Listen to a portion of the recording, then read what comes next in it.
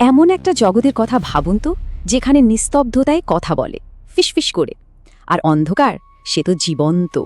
চলুন আজ সে ভয়ঙ্কর জগতে একটু ডুব দেওয়া যাক। আর আমাদের এই গল্পটার শুরুটাও কিন্তু ঠিক ওই রকমই এক গভীর রাত থেকে, এমন এক নীরবতা থেকে যা আসলে মোটেও নীরব ছিল না, বরং ছিল এক ভয়ঙ্কর কিছুর অশুভ শুরু।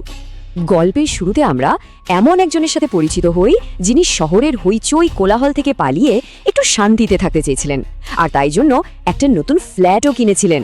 তার একটাই আশা ছিল, এখানে একটু নিরিবিলি থাকা যাবে। কিন্তু ওই ফ্ল্যাটটাতে শুরু থেকেই কেমন যেন একটা খটকা লাগছিল, বিশেষ করে করিডোরগুলো। কি গরম কি শীত, সব সময় একটা অস্বাভাবিক হাড় কাঁপানো ঠান্ডা ভাব, যেটা একেবারেই স্বাভাবিক নয়। প্রথম কয়েকটা দিন বেশ শান্তিতে কাটল, কিন্তু তারপর এক রাতে সেই জমাট বাঁধা নিস্তব্ধতাটা ভেঙে গেল। একটা ক্ষীণ কিন্তু অদ্ভুত শব্দ ভেসে আসতে লাগলো। শব্দটা ঠিক যেন টাইপরাইটারে কিছু লেখার আওয়াজ, খট খট খট। কিন্তু আজব ব্যাপার হলো, আওয়াজটা আসছিল পাশের ঘর থেকে, যে ঘরটা সে ভালো করেই জানত একেবারে খালি আর তালাবন্ধ। লোকটা বুঝতেই পারছেন, মনের সাহস জুগিয়ে এগোতে লাগলো ওই বন্ধ দরজার দিকে। কিন্তু অদ্ভুতভাবে সে যত এগোচ্ছে, শব্দটাও যেন ততটাই সাবধান হয়ে যাচ্ছে। আর ঠিক দরজার সামনে পৌঁছানো মাত্রই সব চুপ। টাইপিংয়ের ওই যান্ত্রিক শব্দটা তো বন্ধ হলো, কিন্তু তার বদলে যা শোনা গেল তা ছিল আরও অনেক বেশি ভয়ের। ঘরের ভেতর থেকে ভেসে এলো একটা গভীর হতাশ নিঃশ্বাসের শব্দ। মনে হচ্ছিল যেন কেউ ভেতরে বসেছিল আর তার আসার অপেক্ষাই করছিল। এবার তো আর অপেক্ষা করা যায় না। লোকটা এক ঝটকায় দরজাটা খুলে ফেলল, কিন্তু ভেতরে কিচ্ছু নেই। ঘরটা একেবারে ফাঁকা। আর ওই যে বলেছিলাম ঠান্ডা ভাবটার কথা, ঘরটা যেন বরফের মতো শীতল।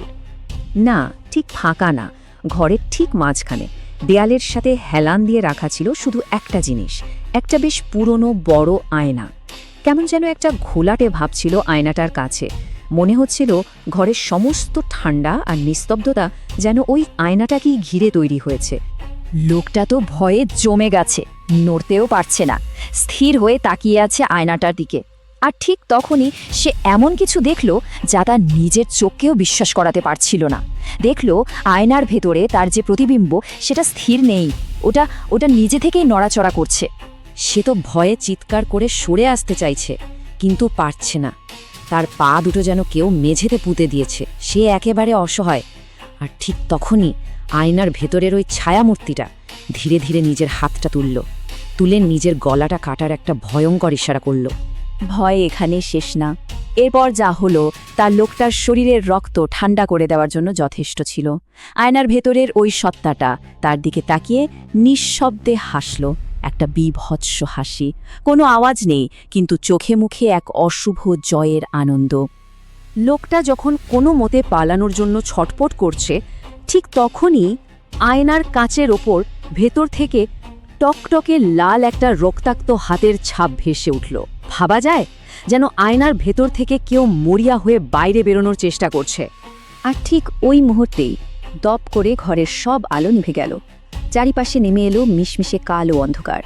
এবার ভয়টা আর চোখে দেখার নয়, এবার ভয়টা অনুভব করার। ওই জমাট বাঁধা অন্ধকারের মধ্যেই লোকটা টের পেল বরফের মতো ঠান্ডা অসংখ্য হাত যেন তাকে চারদিক থেকে চাপটে ধরেছে।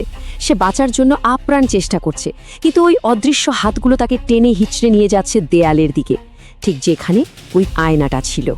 তার বাঁচার শেষ চেষ্টার মাঝে কানের কাছে একটা তীক্ষ্ণ কর্কশ মেয়ের গলা ফিসফিস করে বলে উঠল, এবার তোমার পালা। এরপর সব শান্ত। পরের দিন যখন পুলিশ এলো, তারা এক অদ্ভুত জিনিস দেখল। ঘরটা ভেতর থেকে বন্ধ, যেন গতরাতে এখানে কিছুই হয়নি। দরজা না ভেঙে ভেতরে ঢোকার কোনো উপায়ই ছিল না। ভেতরে ঢুকে তদন্তের পর পুলিশ যা যা পেল তা ছিল এক কথায় অবিশ্বাস্য। ঘরের বাসিন্দা নিখোঁজ, অথচ ঘর ভেতর থেকে তালাবন্ধ। ঘরের কোনো জিনিসপত্র আসবাব কিচ্ছু এলোমেলো হয়নি, সবকিছু ঠিকঠাক, শুধু একটা জিনিস ছাড়া, সেই পুরনো আয়নাটা।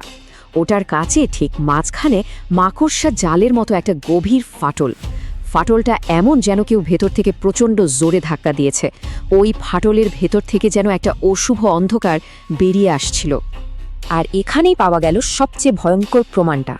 পুলিশ যখন ফাটলটা খুব কাছ থেকে পরীক্ষা করছিল, তাদের গা শিউরে উঠল। তারা দেখল ওই ফাটলের ভেতরে এক টুকরো কাপড় আটকে আছে, আর সেই কাপড়টা নিখোঁজ লোকটার শার্টের কাপড়ের সাথে হুবহু মিলে যায়, যেন যেন তাকে ওই কাচের মধ্যে দিয়ে টেনে ভিতরে নিয়ে যাওয়া হয়েছে। ওই ঘটনার পর থেকে ফ্ল্যাটটা যেন অভিশপ্ত হয়ে গেছে। এখনও গভীর রাতে পাশের ঘর থেকে সেই টাইপিংয়ের শব্দ শোনা যায়। কখনো কখনো মনে হয় কেউ যেন কাজ ভাঙছে।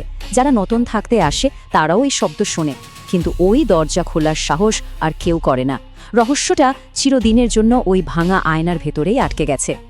তাহলে শেষ প্রশ্নটাই এটাই, কি হবে যদি কোনোদিন কারো নিজের প্রতিবিম্বই ঠিক করে যে সে আর শুধু একটা প্রতিবিম্ব হয়ে থাকবে না?